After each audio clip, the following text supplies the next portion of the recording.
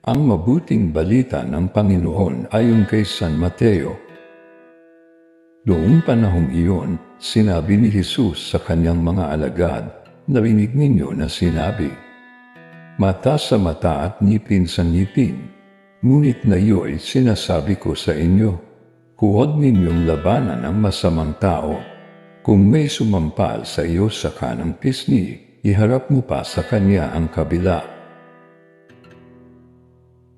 Kung ipagsakdal kanino man upang makuha ang iyong baro, ibigay mo sa kanya pati ang iyong balabal.